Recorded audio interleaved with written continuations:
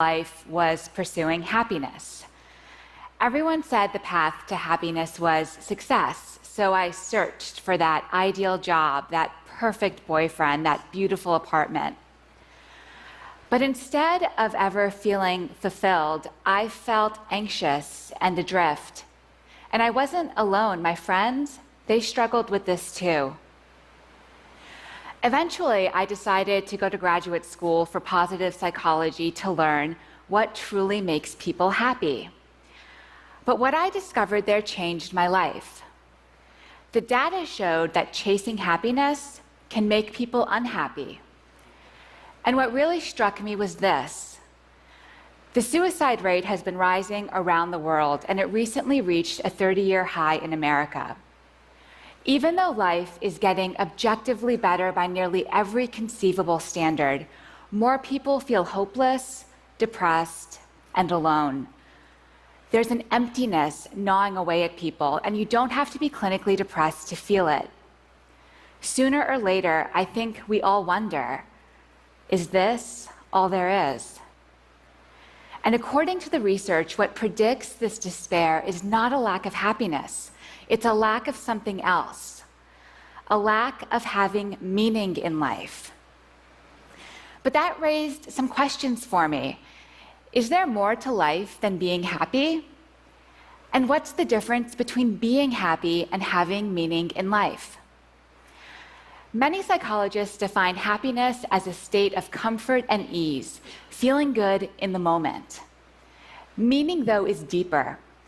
The renowned psychologist Martin Seligman says meaning comes from belonging to and serving something beyond yourself, and from developing the best within you. Our culture is obsessed with happiness, but I came to see that seeking meaning is the more fulfilling path. And the studies showed that people who have meaning in life, they're more resilient, they do better in school and at work, and they even live longer.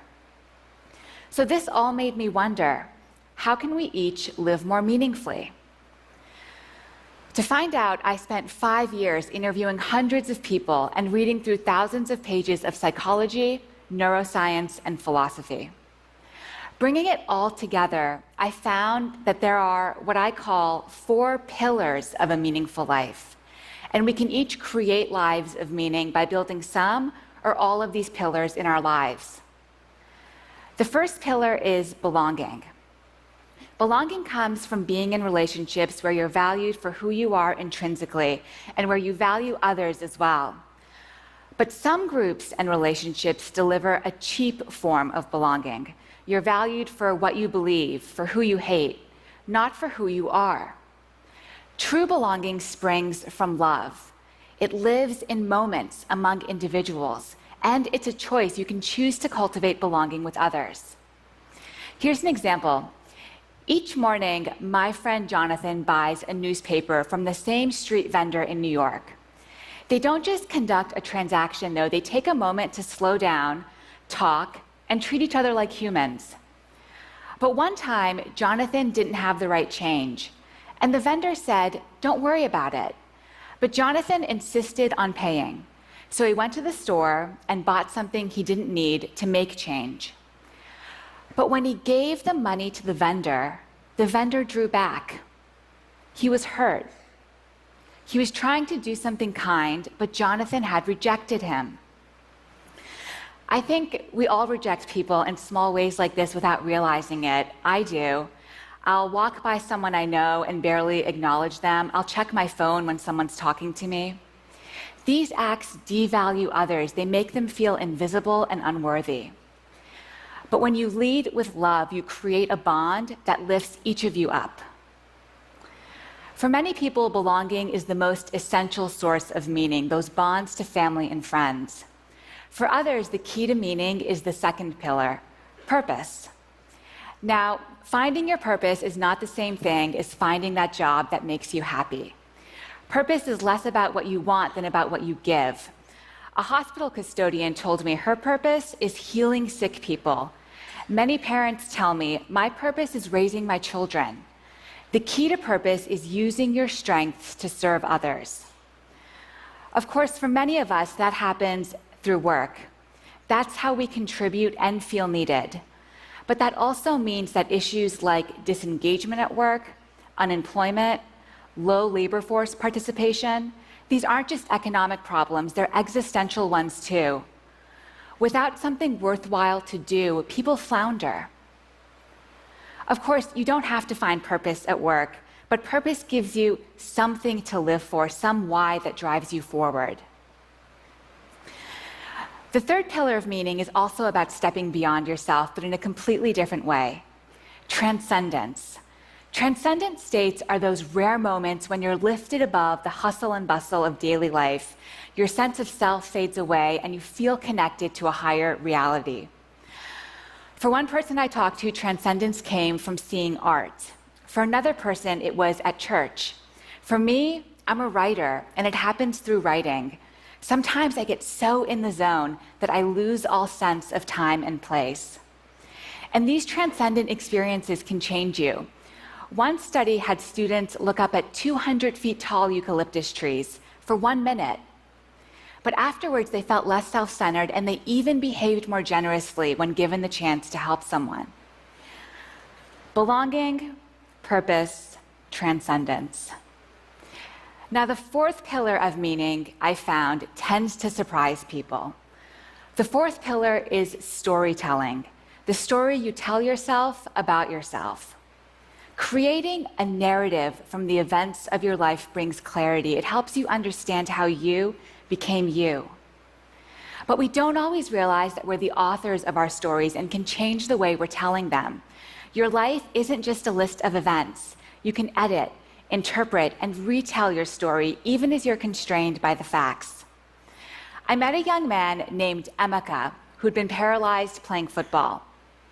After his injury, Emeka told himself, "My life was great playing football, but now, look at me." People who tell stories like this, "My life was good, now it's bad," they tend to be more anxious and depressed. And that was Emeka for a while. But with time, he started to weave a different story. His new story was, "Before my injury, my life was purposeless. I partied a lot and was a pretty selfish guy. But my injury made me realize I could be a better man." That edit to his story changed Emeka's life. After telling the new story to himself, Emeka started mentoring kids, and he discovered what his purpose was: serving others. The psychologist Dan McAdams calls this a redemptive story, where the bad is redeemed by the good. People leading meaningful lives, he's found, they tend to tell stories about their lives defined by redemption, growth, and love. But what makes people change their stories? Some people get help from a therapist, but you can do it on your own too, just by reflecting on your life thoughtfully. How your defining experiences shaped you, what you lost, what you gained. That's what Emeka did. You won't change your story overnight. It could take years and be painful. After all, we've all suffered and we all struggle. But embracing those painful memories can lead to new insights and wisdom, to finding that good that sustains you. Belonging, purpose, transcendence, storytelling. Those are the 4 pillars of meaning. When I was younger, I was lucky enough to be surrounded by all of the pillars. My parents ran a Sufi meeting house from our home in Montreal. Sufism is a spiritual practice associated with the whirling dervishes and the poet Rumi. Twice a week, Sufis would come to our home to meditate, drink Persian tea, and share stories. Their practice also involved serving all of creation through small acts of love, which meant being kind even when people wronged you. But it gave them a purpose: to rein in the ego. Eventually, I left home for college, and without the daily grounding of Sufism in my life, I felt unmoored, and I started searching for those things that make life worth living. That's what set me on this journey. Looking back, I now realize that the Sufi house had a real culture of meaning. The pillars were part of the architecture, and the presence of the pillars helped us all live more deeply. Of course, the same principle applies in other strong communities as well, good ones and bad ones. gangs, cults. These are cultures of meaning that use the pillars and give people something to live and die for. But that's exactly why we, as a society, must offer better alternatives. We need to build these pillars within our families and our institutions to help people become their best selves. But living a meaningful life takes work. It's an ongoing process. As each day goes by, we're constantly creating our lives, adding to our story. And sometimes we can get off track. Whenever that happens to me, I remember a powerful experience I had with my father. Several months after I graduated from college, my dad had a massive heart attack that should have killed him. He survived, and when I asked him what was going through his mind as he faced death, he said all he could think about was needing to live so he could be there for my brother and me, and this gave him the will to fight for life. When he went under anesthesia for emergency surgery, instead of counting backwards from 10, he repeated our names like a mantra. He wanted our names to be the last words he spoke on earth if he died. My dad is a carpenter and a Sufi. It's a humble life, but a good life. Lying there facing death, he had a reason to live: love. His sense of belonging within his family, his purpose as a dad, his transcendent meditation repeating our names, these, he says, are the reasons why he survived. That's the story he tells himself.